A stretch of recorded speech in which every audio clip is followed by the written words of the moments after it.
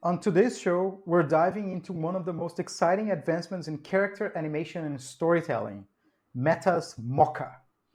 It's an AI model that generates movie grading talking characters from just a text prompt and a voice clip. No rigging, no keyframes, just straight up cinematic animation powered by AI. I'm Daniel, Matheus. and this is the Human AI Experience.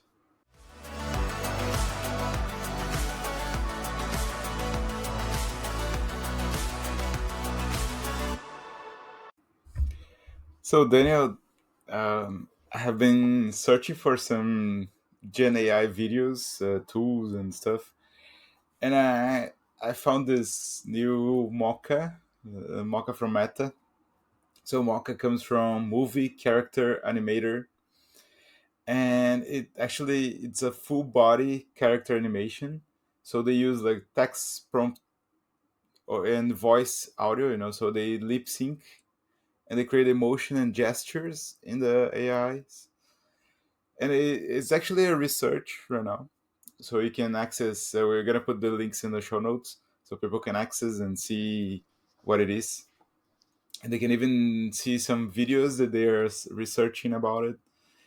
And so they're not just talking heads, they are full scenes performances, so they actually mimic the real emotions and the real people talking. And they have even like multi-character interactions, so they have like this turn based, when I'm talking to someone and then another person is talking to me, let's say.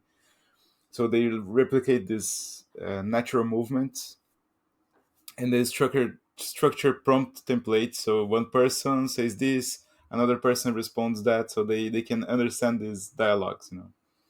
What do you mean by that? They can one person says this and the other person responds. Do they have like emotional responses, or do they understand the context and then they kind of like respond to that? Yeah, I think you put like, for example, the text for one character and the other character, and the tool understands which character is each, and then animates according to the emotion. And I think you can say like, this person is crying, this person is laughing, this person is doing that. So they kind of replicates that, from the. Interesting.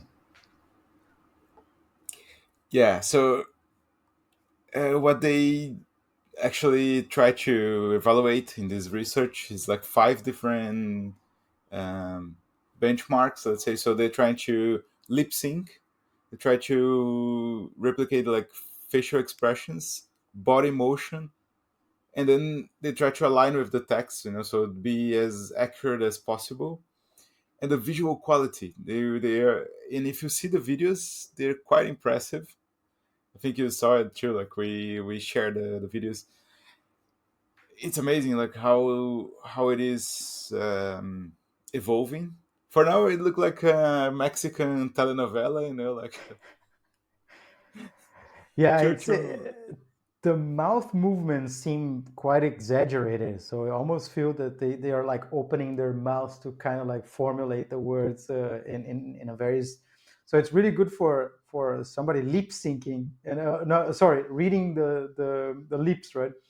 So Yeah, because it's very over exaggerated, but it's crazy how fast these things are evolving in a way that they come with some level of emotion, right? The yeah, way they behave. I've seen some of the clips that they give as examples, uh, which is kind of scary, and I think Hollywood should be a bit scared about definitely. this because it's definitely gonna have an impact on new films being made at some Yeah, point. definitely. And actually, talking about that, it is a script to screen workflow. So they are talking about impacting some industries. One of them is the filmmaking industry. The other one is animations, education, ads, virtual assistants, gaming. Because you can generate like cinematic content, on demand. So as you say, like if they are not aware of that, they should. because it's gonna be a game changing, I believe, in the industry. Maybe for games, I think this is Yeah, something that today all these characters are kind of animated by hand, all their mouth movements and stuff. So yeah, if I maybe I see this more useful in the gaming industry to incorporate that into character expressions than necessarily on films, right? At least yeah. for now. Maybe animations could benefit from that.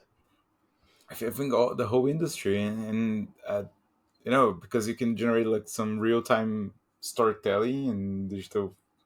So I feel that the whole industry is gonna change, and I was thinking about reflecting about how the movie industry would change, and I've been thinking, when they started doing a lot of 3D movies, like for example Pixar rose, there was a lot of concerns about it's gonna change the industry forever, and maybe AI is gonna change another time, So probably we're gonna see movies in the theaters, like saying like AI generated a movie, the whole movie is generated by AI, so there's no human beings playing their characters. You know what I mean? Like, so it's a new kind of 3D animation and stuff like that. So probably you're gonna see one person doing a whole movie, a Hollywood movie with high quality. Have you seen the Lion King, the one that that it was complete? They made basically they took Disney took the first film, the first animated film, and then made a live action version of that with realistic lions, and so all the animals were basically completely fully generated. Of course, they had the actors that were dubbing the animals doing this the sync and interpreting by themselves, and then they would just take parts of their facial expressions and put it into this animated characters afterwards. But in a Yeah, certain way this is kind of already there, but there's always like some acting behind. So yeah, maybe the next stage of this in regards to AI, maybe we're going to have a fully generated AI film, but there's going to be actors enacting in the back, but then AI is basically generating that interpretation and putting their faces, real faces, I don't know, or putting their interpretation in other characters. But because this is already happening in the AI scene, right? There are some tools that take your performance and whatever you do, and then they basically put you into a different character, which before was also done by motion capture. So you would yeah, have this crazy suits with a lot of dots, and yeah, then somebody would, there would be cameras everywhere, and then they would just basically scan your movements, and then they would put that skeleton into a 3D character that was modeled by somebody, or like a professional that does that, right? So yeah. it's also a huge industry of motion capture that is also being disrupted, right?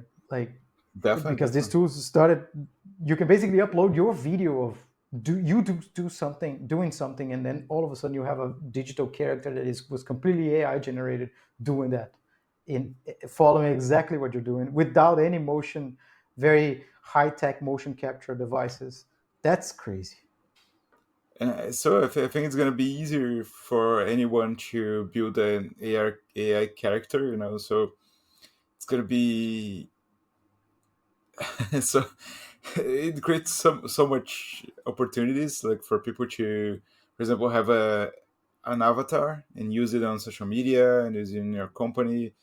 So it's interesting to see how it's gonna shift, So you don't need to put your face on the camera anymore. If you think about it, you can just record from your bed, just lip syncing or stuff like that.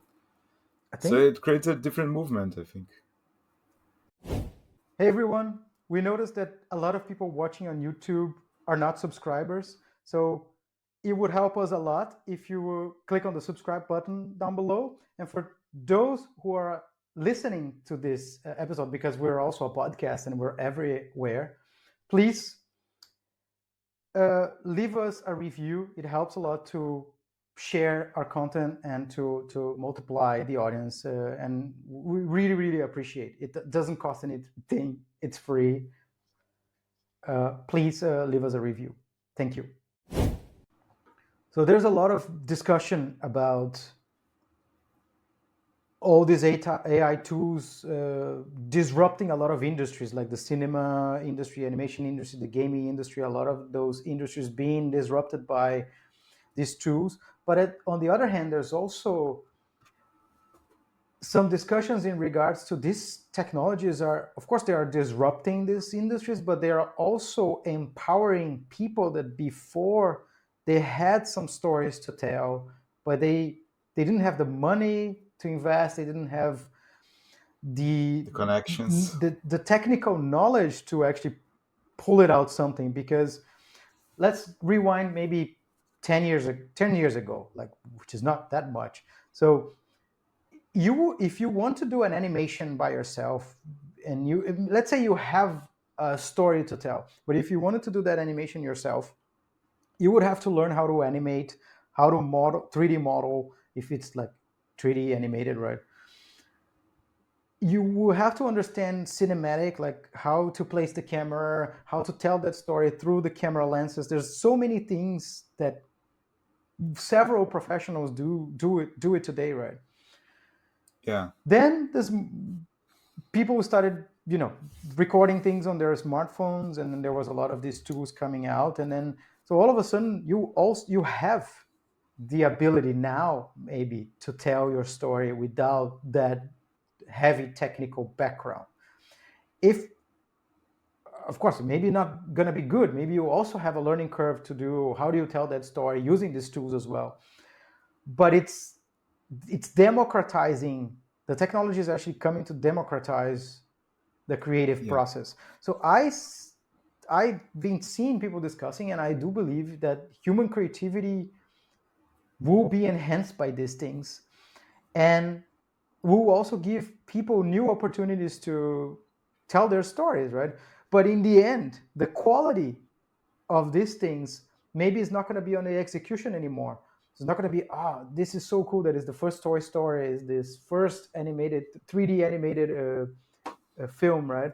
Maybe it's not the Yeah. execution anymore that it will matter, but the story you want to tell. If it's a crappy story, it doesn't matter if it's like beautiful. Yeah. So I Yeah. see this as as empowerment, and I see this as democratizing the tools and the technology for more people to shine and to tell their stories, right? I believe people are gonna be so we're gonna see solo creators, like people that do a whole movie, like 2 hours movie, like alone, because then you can mimic voice, you can mimic everything. So it's kind of a game changing in a way, as you said. Like, I think it's gonna revolutionize the industry in general. Like, and even for games, as you said, like maybe you can do something with a low budget, and you can create a game because all the animations you can do it by yourself.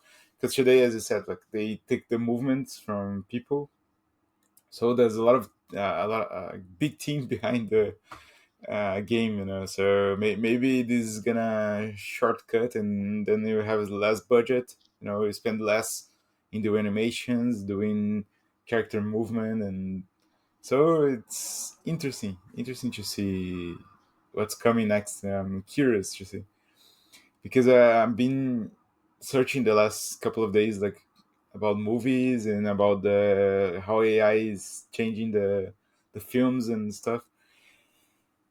And I've seen video clips all created by AI, like with real good movements. They created the music, and then they put the music together with the scenes, and the scenes are really high quality. Of course, most of them are just like jokes, So they put like Elon Musk, Trump, Zelensky, all this political Putin. They put every one of these characters, these big characters, and they motion it, and it's pretty much funny. So, and you can see the quality is getting better and better because Of course, you know that it's not real because it's absurd things that they're doing, but it is getting there. It is getting in a level that I was expecting since we watched like Will Smith eating the pasta. Yeah, that was a bit more than a year ago, and I've Yeah, seen the new version. Maybe we can also link that into the show notes. It's just funny to see the differences. Yeah, yeah, it's definitely. it's it's basically these tools are improving really fast, and there are already people doing quite high quality AI videos that you can't quite tell, especially if you're animating a product or like a lot. There's a lot of these films, commercial films like or advertising that you show a product and then that product animates. Sometimes it's like Yeah, this chocolate milk, and then you have this wave of chocolate. That was all 3D model before, but you can yeah, actually replicate that with your product with AI today with really, really high quality. And you don't yeah, need all this, you know, the cost for doing that is lowering, right? Of course, you need somebody that knows what they're doing, how to prompt that, yeah, and prompting video do require you because those tools, Mid Journey, which is primarily images, and all these video tools, they require you to to add in your prompt uh, cinema language. So you need to tell what lenses you're using, what camera movements. If you don't know that, your prompt is not your result is not going to be that good. So it requires some knowledge. I'm not saying it's not some knowledge that you can actually easily find. You can also use ChatGPT to analyze a video for you and extract that information. Let's say I want to do this panoramic shot and the way you learn that is by analyzing a panoramic shot from a film or from a music video or something, and then you can extract that information and use in your prompt. So there's hacks, let's say, using AI to give you the right prompt. But a lot of the language, the cinema language that you need to know to prompt it well, all these video tools, uh, comes from understanding the industry or knowing how to prompt to use the technical language to prompt. And so if you are a movie director that is qualified, that are used to work with this language, you're already in an advantage. So on how to prompt this, right? So it it goes both ways. yeah, definitely. Yeah, but I have seen some tools. They actually you just put the image and then they have like predefined like camera, cinematic cameras like Hallo.ai. So you can actually like turn the camera around the person or do some cinematic moves, which for me it's a game changing too because if you have a predefined, they actually can do it faster. So if you, of course, you cannot do something new in terms of cameras as many directors do, but it can do replicate some of the classical movements. So it is interesting. Yeah, I think if you want to democratize this technology, you also need to take into consideration that okay, if I'm not a movie director, but I want to use these tools and I want to tell a story, how do I acquire that knowledge, right? How do I do that?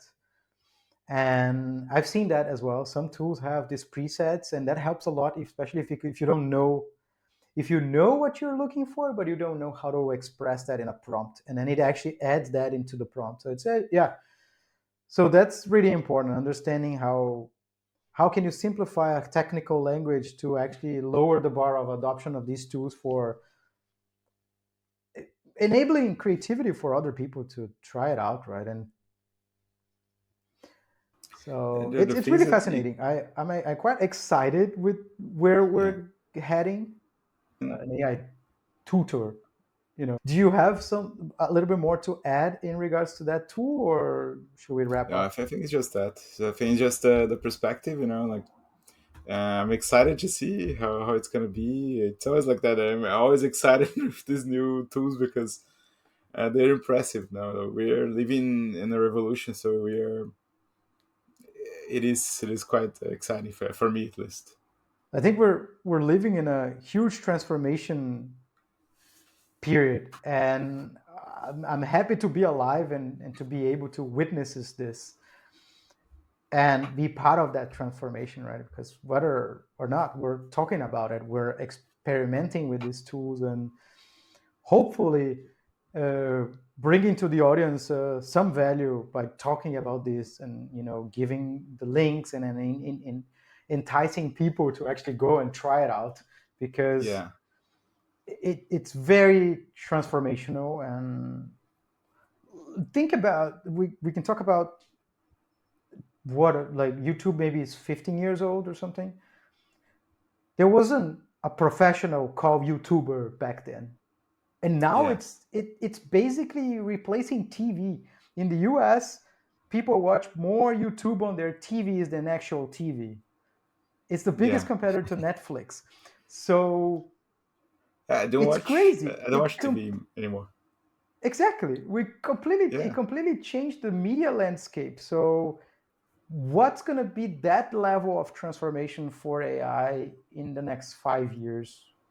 yeah. I'm eager to see. I think a lot of things will dramatically change. I'm already seeing like some channels that they use this AI videos. And there's one that caught my attention because they are doing a lot of money, and it's a Holy Bible channel that is only animated with these tools. They're like a 3D models, like, but like they talk about the Bible, of course, because it's a Holy Bible thing. But they're doing a really good job because they're animating these photos, with this 3D like Pixar style, but not Pixar, but this 3D animation style. And they animate it a little bit, and then they tell the story. So this is a really good business. They thought about it, like, and they're executing really well. And I think this tool that we're talking is gonna kind of have the same impact. If you know how to use it, if you know how to use this expression, you can create really good stories. You can create good channels, from YouTube channels. So I think it's gonna change the industry somehow. Not only this tool, but all the tools that we are seeing, like being created, and being spread. Interesting times. Yeah. Thanks for bringing it a MoCha for us to discuss, and let's continue exploring. And let's wrap up for today. If you enjoyed the show, please consider leaving a review on Apple Podcasts. It's free and helps us a lot. This way, it can help us also reach new listeners.